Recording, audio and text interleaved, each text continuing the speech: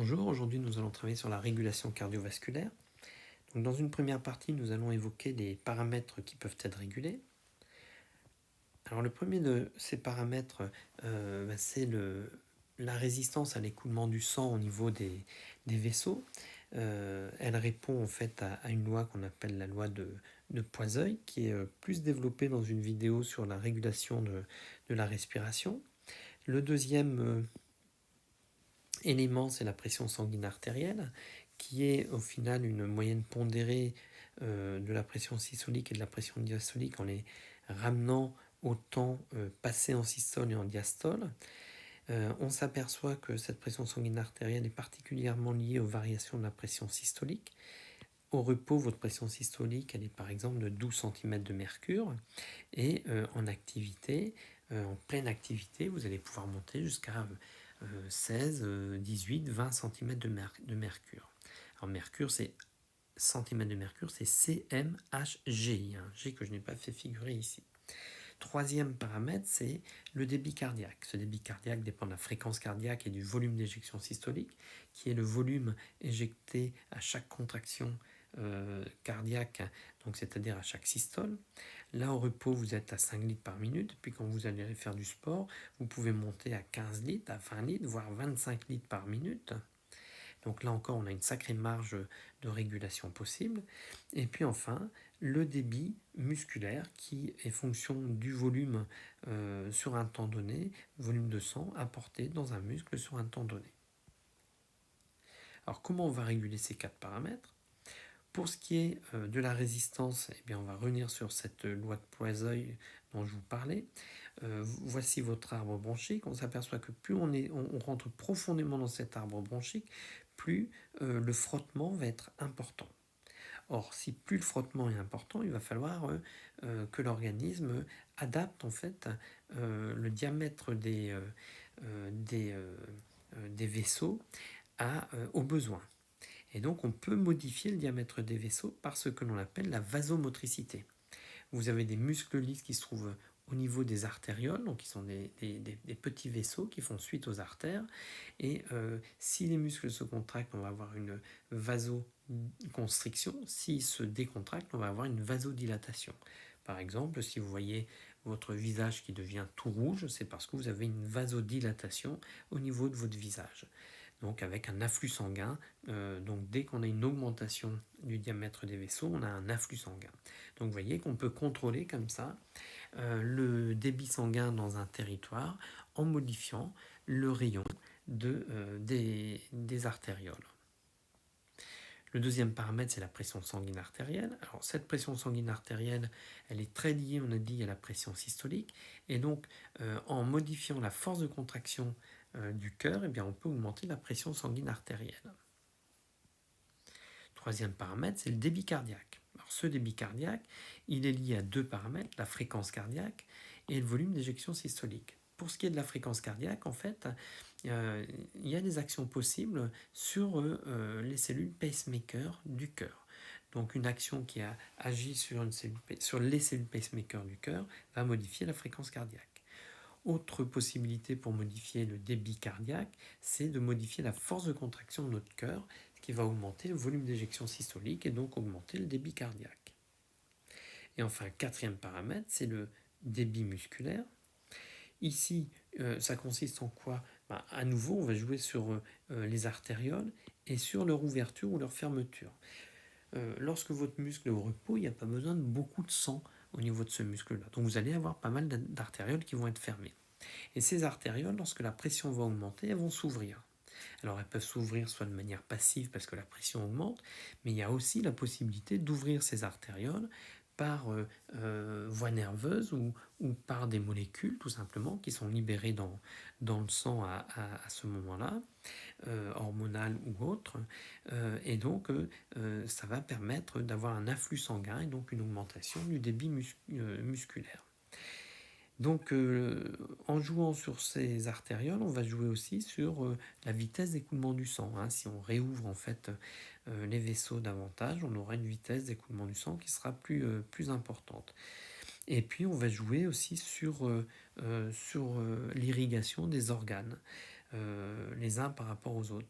Par Par exemple, si vous êtes au repos, vous partez courir, eh bien vous allez ouvrir vos vaisseaux au niveau des muscles sollicités, et puis vous allez baisser l'ouverture, diminuer l'ouverture des artérioles en fait au niveau par exemple du tube digestif, parce que vous avez une priorité, c'est de courir. Préhistoriquement, si je décide de courir, c'est qu'il y a un intérêt fort, et donc je vais mettre un petit peu entre parenthèses ma digestion, donc je vais pouvoir diminuer la quantité de sang qui arrivera au niveau du tube digestif. Deuxième partie, il faut qu'on se dise comment c'est possible en fait de modifier tout cela, comment c'est possible d'avoir quelque chose de cohérent et d'avoir quelque chose de concerté. Donc comment réguler cette fonction cardiovasculaire. Trois possibilités, les nerfs, les hormones et puis d'autres possibilités dont on va parler à la fin. Alors commençons par les nerfs. Il y a deux nerfs qui vont nous intéresser, c'est le nerf 10 et le nerf cardiaque. Tous les deux sont des nerfs moteurs. Nerf moteur, ça veut dire qu'en fait, l'information va partir du système nerveux central pour aller vers l'organe. Ici, l'organe, vous voyez, c'est le cœur. Mais pour aller jusqu'au bout des choses, les deux n'ont pas la même fonction. Le nerf 10 va être inhibiteur, donc on va dire que c'est un cardio-modérateur ou cardio-inhibiteur, et le nerf cardiaque est un cardio-accélérateur. Donc on va bien entendu pas avoir les deux qui vont être activés en même temps, on ne va pas freiner et accélérer en même temps.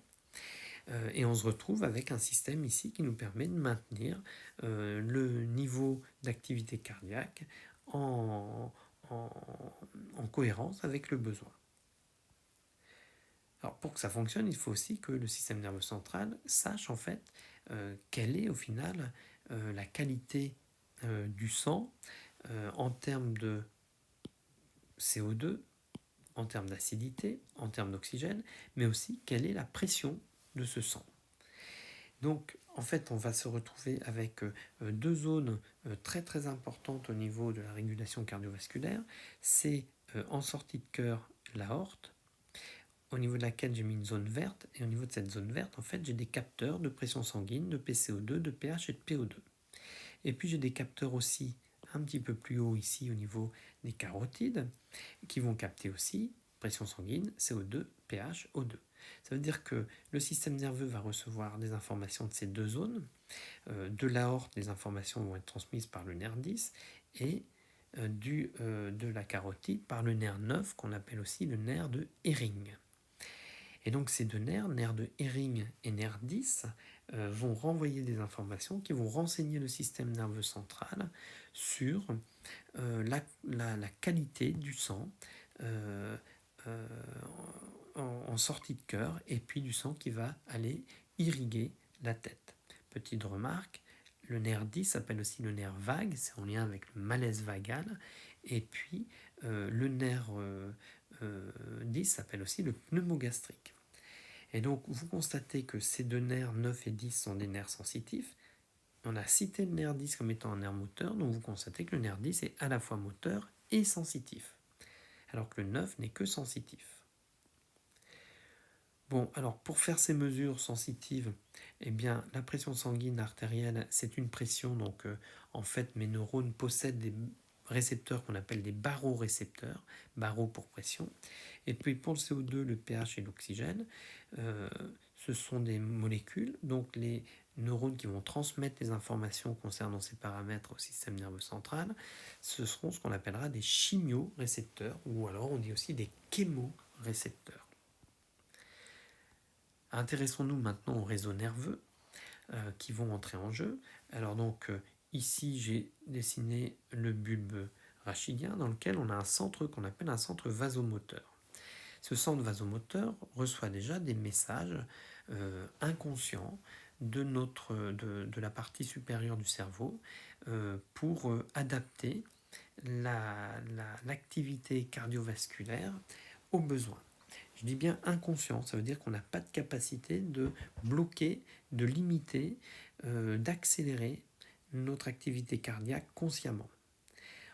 On verra dans la vidéo concernant l'activité respiratoire que si on est capable consciemment de moduler en fait notre respiration, et bien du coup, par ricochet, par voie réflexe, le cœur va forcément suivre l'activité respiratoire, et donc on pourra influer sur ce rythme cardiaque, par exemple, en jouant sur la respiration. Mais on n'a vraiment pas la capacité d'agir directement. On est obligé de passer par la respiration.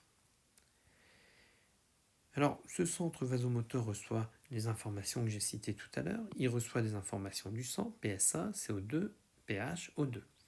Des informations au niveau du liquide céphalorachidien, donc quel est le pH, quel est le CO2. Donc on a ici des chémorécepteurs qui vont, et des barorécepteurs au niveau du sang, qui vont renseigner le centre vasomoteur sur la situation du moment. Donc le centre vasomoteur reçoit toutes ces informations et va réagir. Alors, qu'est-ce qui va se passer? En fait, on a plusieurs éléments dans le centre vasomoteur. On a un centre qu'on appelle le CCAB, c'est le centre cardio-accélérateur bulbaire, qui va permettre d'accélérer le cœur en fait en agissant sur un autre centre qu'on appelle le centre cardio-accélérateur médulaire. Médulaire, c'est pour la moelle épinière, en envoyant les informations vers le nerf qu'on appelle le nerf cardiaque. À côté de ça, on a le CCMB, centre cardio-modérateur bulbaire, qui lui va envoyer ces informations vers le cœur par un nerf qu'on appelle le nerf 10.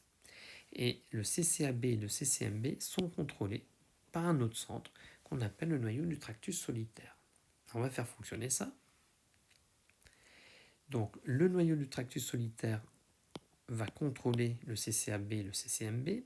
Selon les besoins, il va plutôt freiner, demander à ce qu'on freine le cœur. Donc là, il va utiliser le CCMB par l'intermédiaire du nerf 10 et donc freiner le cœur. Là, c'est par exemple vous au repos. Vous avez le tonus du nerf 10 qui va faire que votre cœur sera à 60 battements par minute et non pas à 110, 120 battements par minute parce que le nerf 10 le freine. Maintenant, s'il y a besoin d'accélérer le cœur, soit on va lever le frein et monter progressivement vers 110, 120. Et puis quand on veut aller au-delà de 110, 120, si on veut aller à 150, 200 battements par minute, eh bien il faut appuyer sur l'accélérateur, le CCAB, qui active le CCAM, le nerf cardiaque, et on active le cœur. Et bien sûr, quand on veut revenir dans notre centre, on va d'abord lever l'accélérateur, puis lever le frein. Donc bilan, j'ai un changement d'ordre. Je suis au repos, je vais être en activité, ou je suis en activité, je veux être au repos. Ce changement d'ordre est envoyé au niveau du noyau du tractus solitaire. Ce noyau du tractus solitaire va donc activer soit le centre accélérateur, soit le centre modérateur du centre vasomoteur. Il va donc jouer sur le nerf 10 et nerf cardiaque et permettre de modifier un certain nombre de paramètres cardiaques, fréquence cardiaque, volume d'éjection systolique ou pression sanguine artérielle. Parallèlement, on peut modifier le diamètre des vaisseaux et donc modifier la vasodilatation ou vasoconstriction pour réguler la fonction cardiovasculaire. Ce système, en fait, c'est une boucle de régulation négative. On a une variation d'ordre ou bien une variation de paramètres physiologiques, pression, au CO2, oxygène, perçue par le centre vasomoteur qui va intégrer ces informations de variation d'ordre ou de variation de paramètres et action sur la vasomotricité ou sur l'activité du cœur. Donc, qu'est-ce qui va se passer? Je vais modifier des paramètres physiologiques, pression sanguine, CO2, oxygène, et au final, je vais limiter la variation de paramètres initiale. C'est bien une boucle de rétroaction négative. Si j'ai la pression sanguine qui augmente, alors je vais avoir la pression sanguine qui va ensuite diminuer. Et si elle diminue, ensuite, je vais voir qu'elle va augmenter. Dans une prochaine vidéo, nous verrons la régulation cardiovasculaire sur le volet hormonal et puis sur d'autres possibilités de variations cardiovasculaires qui ne seront ni nerveuses ni hormonales. On en reparlera dans une prochaine vidéo. À très bientôt.